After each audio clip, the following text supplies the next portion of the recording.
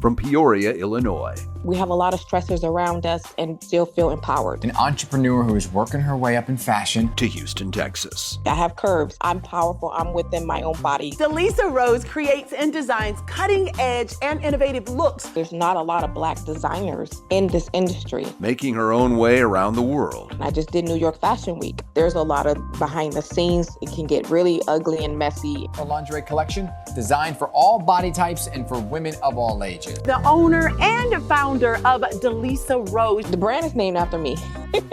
Please welcome founder and CEO of Delisa Rose Luxury Lingerie, Taquiela Wright. Good morning, Taquiela. Put your hands together for the one and only Miss Wright. We have the wonderful Taquiela Wright here for her collection. It's really showing a lot of the intimacy within myself. This is An Intimate Night with Delisa Rose, a podcast for every woman, or anyone who wants to know them. Finally, there's something for us, right? On this episode, Qui's about to head off to Paris. But first, and by the way, after the Olympics, they got nothing. Once Qui comes to town, Taquiela Rose takes over. The Olympics are going to look like, second rate. At any rate, let's talk about the summer. Qui, welcome. And what were you doing while we were waiting for the next episode? Oh, wow. Hi, Bill. I could not wait until the next episode. I've been extremely busy.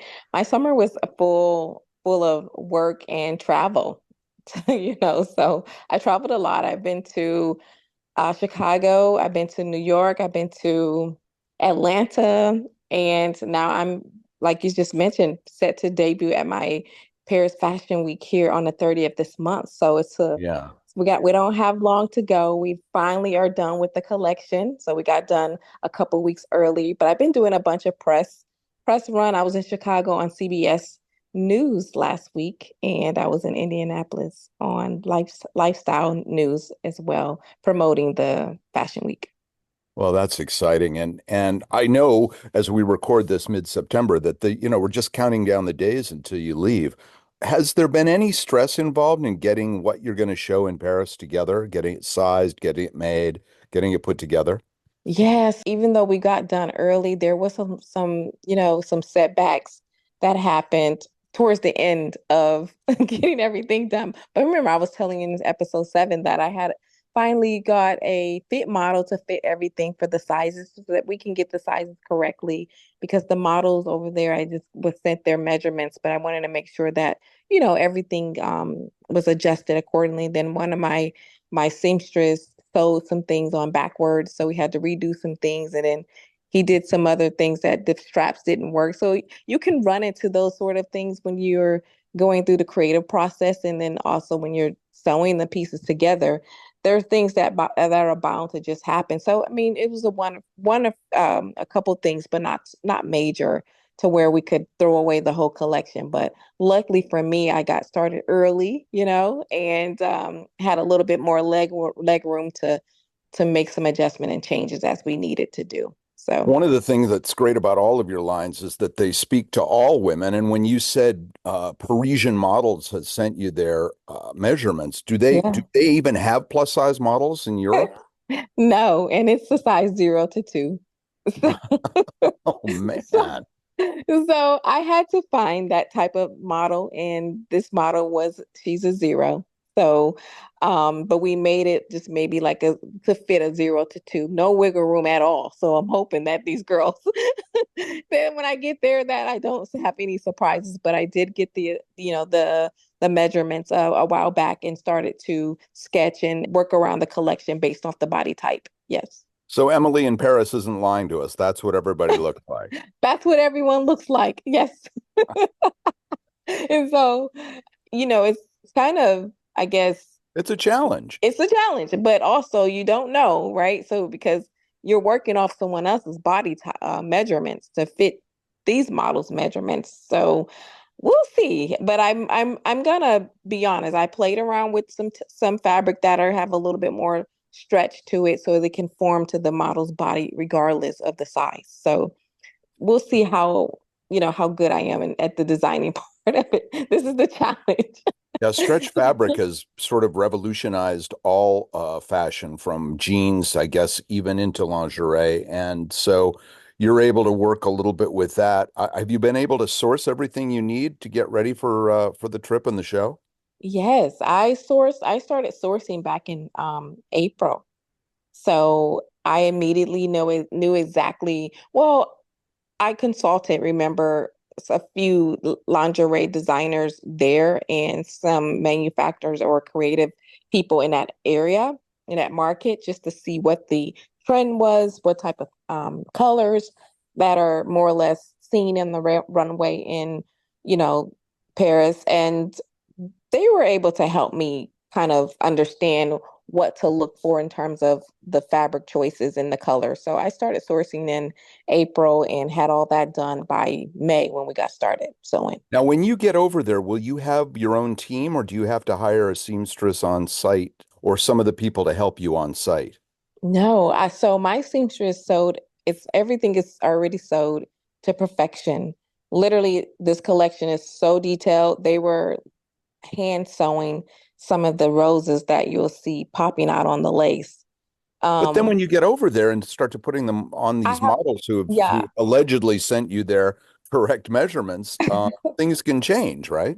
Things can change, but I have a small team that's going to help me assist with getting the models dressed and then making sure that they're all lined up for their walk and or their makeup is done. It could be mayhem. Like it could be very, I don't know if you've ever been to a backstage fashion show before, but it's a lot. It's you need an assistant, but I do have one assistant that's coming along with You me need a to traffic support. cop. I've been in the back of the Victoria's Secret Really? couple of years. Yeah, with some of the very first ones. And Mhm. it's crazy. It's It's mayhem crazy. back there. I mean, they're It just is. dashing. It And is. in those wings, they can take off. Well, we won't be using wings, so we won't be flying, but we will definitely be walking in fantasy. So fast forward to the opening night there. Who do you want in that audience and who will be there? Will any of your strategic partners that you're thinking about doing business with be in the audience? I do know. So Flying Solo is producing the show who I'm a designer to want to watch for their show. They are a high publication brand. So what I mean by that, they've been featured in Vogue, Elle, some of the who's magazine, fashion magazine in the industry, right? So I'm taking that they will be there, right? So they're always using their photos from the shows in their magazines. So I'm looking forward to seeing them. I'm looking forward to Well, seeing you kind of representatives. breezed over an important point. You said that you were named by that magazine as one of the designers to watch. So that was kind of an honor.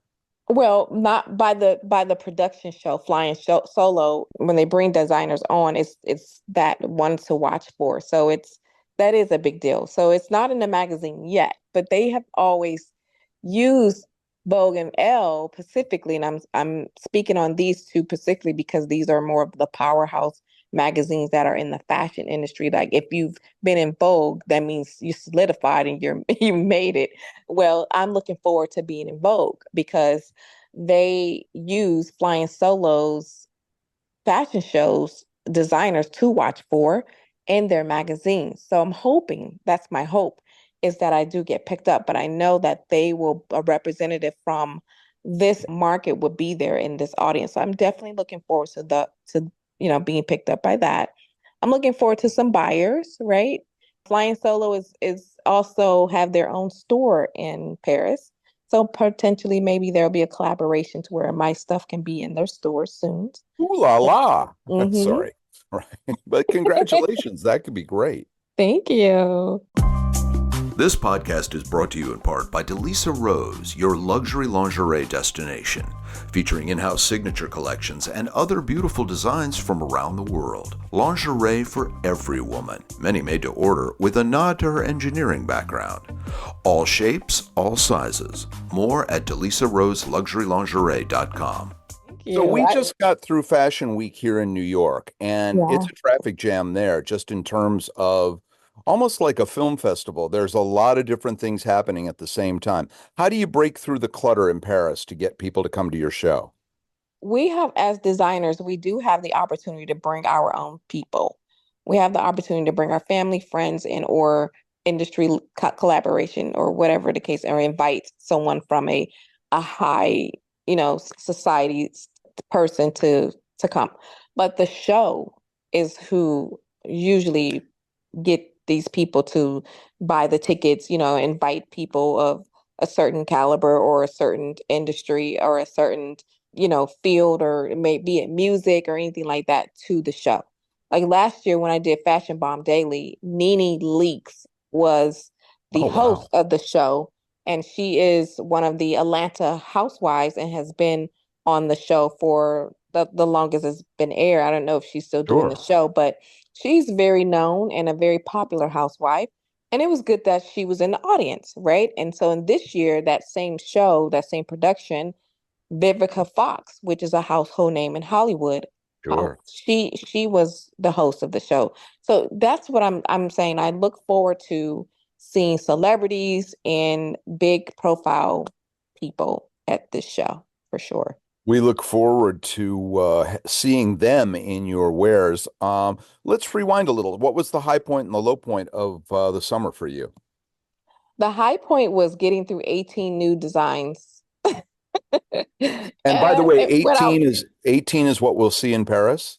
you will see 8 in Paris. So I've already rolled out 3 collections. So I rolled out the White Diamonds by Delisa Rose collection, which I'm starting to post some of that now on my socials. So you'll start seeing that. We did that shoot in New York.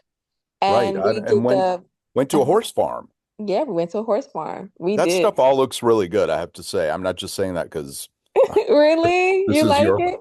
podcast and I'm the moderator, but I've been tracking all of that stuff and it looks great. That was you. Thank you. I know how long you were here and you accomplished a lot on those shoot days. I did. Oh my gosh. And I kind of have a sliding post of what I've done in the summer and how busy I was, and showing some of the behind the scenes of Well, me you were working so with the busy that we model. were going to do a podcast and you just didn't have the time to sit down, I do know. something like this. And I'm supposed to have been there next week. I was supposed to be there, but we have to pivot and wait until I come back from Paris. So I'll be there in October. But the low point of the summer was, just not getting enough rest. I think we have to at least consider how busy I've been and how busy I still am. But rest was a little bit on the back burner.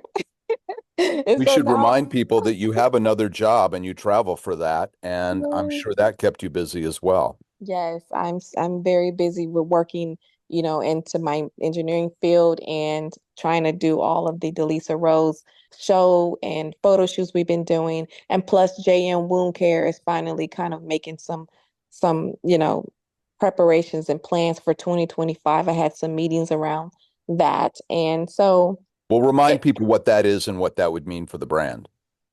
well, JM Wound Care is a medical wound care product that I invented, and I went to New York, remember Bill, back in June to source the Sure. fabric, Yeah. and we got the fabrics and everything we needed to get started with the prototype. So we are in a phase now of building the first prototype for that. A different Yeah. kind of dressing. A different kind of dressing. Yes. Or a more, yeah, a very necessary. Very necessary. It came out of a great story about your mom that I think, and or your grandmother, right? That I think I encourage people to go back and listen to some of the earlier podcasts if they Yeah. already, if they're just joining us now. Listen, this is going to be kind of a tease, and I don't want to promise something that you don't think you can do, but is there any chance we can do a podcast while you're in Paris? Yes. Okay, good. We want, we want all the details. We want to know. You guys can get the exclusive background behind the scenes while we can do it exactly like while I'm on the ground. Like Delisa Rose on the ground takes Paris podcast, in action. Watch your back, Emily. This woman's in town. Everyone should follow you on Instagram and just keep your ears here because we are the first source of news for whatever's happening with Qui and Delisa Rose. And the trip and the journey continues. We will learn more about it when you're there. When So I'm there in a we're excited. couple weeks, I'm extremely excited. I think it would be great to do at least, and also to do maybe a live, podcast, so that Sure, you sure. guys can Get us see. backstage. You can describe Yeah, what's going on. you have access. You have a pass, Bill. You have an access pass, all exclusive. This And podcast has always been an all access pass to one of the most dynamic entrepreneurs that I've ever interviewed. This is oh, Intimate Nights with Delisa Rose. I'm Bill McCuddy, and we will hear from you, and you will hear from us next time. thanks, guys.